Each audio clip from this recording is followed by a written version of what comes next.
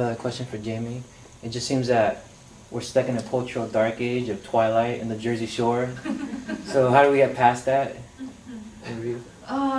That's such a hard thing because, I mean, at the heart of it, what is a capitalist society, right? So it's going to be what sells, and I think kind of like getting to what Frederick Jameson would say, you know, capitalism is what we live in, and our postmodern society is just a part of that, and there's really no divorcing that. And unfortunately, if you put something out for publication with the intent of selling it, it's going to get co-opted, and I think it's always going to be sell what you think is going to sell the best, and that becomes kind of pop culture, whether it's literature, whether it's TV, and unfortunately it does seem to be something right now that's going through vapid, and Yeah, there's not much substance. But on the other hand, we have had some works come out in the past, 20 years that have been really deep, and even young adult novels. If you look at the Harry Potter novel, or a series of novels, I mean, there was very interesting themes, gender and hegemony and all kinds of things in that, and we had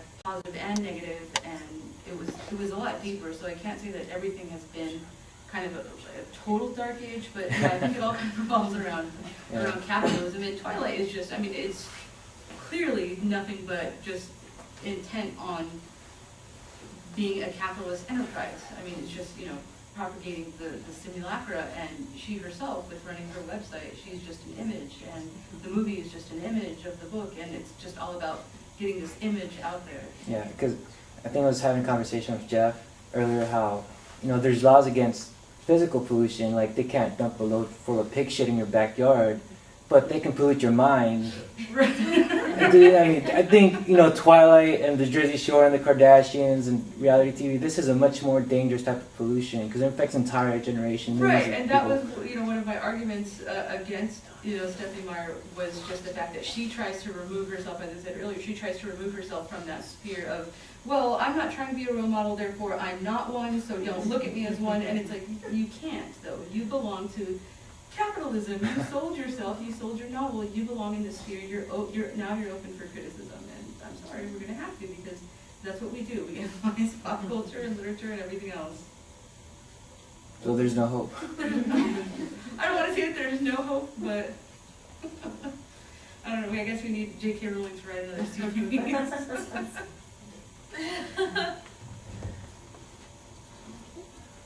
Thank you. Thank you.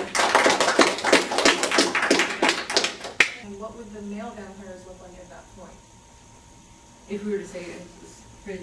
Yeah, if we were to switch it, basically, if we were to have all the vampires be female and they have the power traits, and the males, how would the male vampire look at that point? If the females had, let's say, powerful traits, what would the male vampire look like? In terms of physicality? No, just, power-wise. How would he be powerful, and how would they be powerful? If they were equalized as far as Yeah, powers. how would we make it equal? And the reason I'm asking that question, obviously, is because looking at my piece, you see the switch. The reverse, you see the woman take on the male characteristics, and then the men take on the female characteristics. So can we have it where that doesn't happen? I think she probably could have done that if there would have been at least a more equal distribution among the characters, as having, females having physical and mind powers, and males having physical and mind powers. But it seemed more of just the males being the more, specifically them having the power, and when they did have the power, it was something physical. One vampire was able to move physical objects around, and the other one, like I said, was able to hear voices. Another male could touch you and read every thought you've ever had. And it seems like the females, their only talent was just being extraordinarily beautiful. And it is an interesting question, would it flip-flop with the males then be would it result in emasculation? And if you look at the trajectory of the novel, how she did it, if she would have done that, it could have gone that way. But I think there could have been a way to level it out. And in the world of vampires, where she tries to create this world of perfection, she might have started by creating kind of a utopia with them having equality. Right? I didn't see equality there. No, I know. And see, I think that this is what makes it problematic, because inherently when you say the word power, you already automatically think more male than female. Right. So how can we change that notion? I'm posing that to everybody. How can we change that notion? How can we make the female self or existence powerful without adopting masculinity or masculine, attributes? That's the question I pose. It's interesting that she uses the word powers Yeah. in the novel. I think she could have said attributes Yeah. or. It's not necessarily an answer to that question, but it's something I think worthwhile to think about.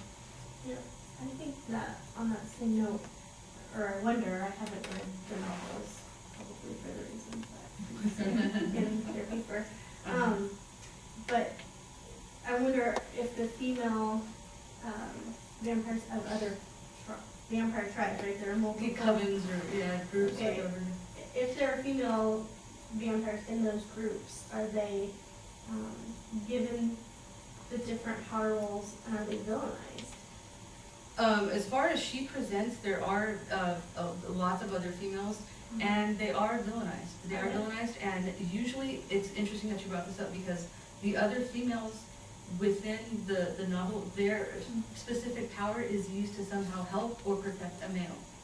So, like when the movie comes out, you guys will see Dakota Fanning is playing a very powerful female vampire, but her power is used strictly to protect this trio of male vampires that sort of run the entire vampire world. Yeah. I'm sorry, I'm the Twilight Confirm. I was actually just curious, because this is something that's always piqued my interest, and I know it's a little bit, it might not, it's kind of have to do the study into it, but how much do you think her views and her interpretation of feminism is,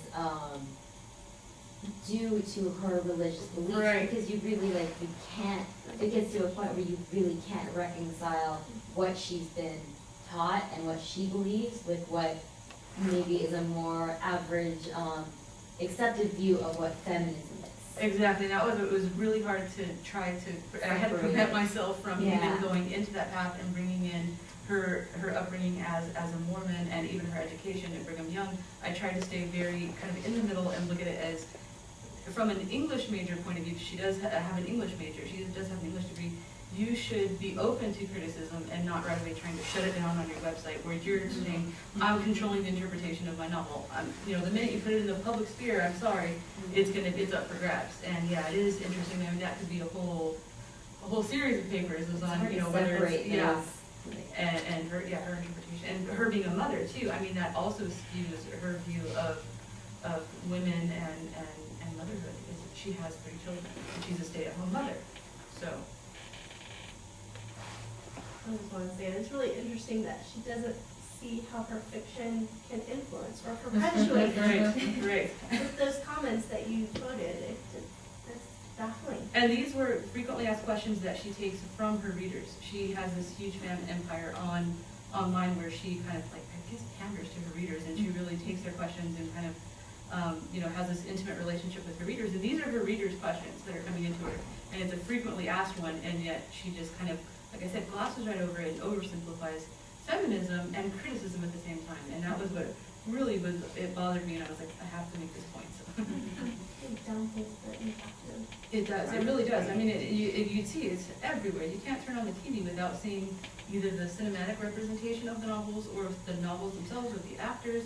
And, that's my point is, what images is she putting out there for, young men and young women to see about gender roles and feminism and these images? You can't deny it. Whether or not the intention of the author is there to provide role models, the minute, you put it in the public sphere and you sell the rights to start making movies,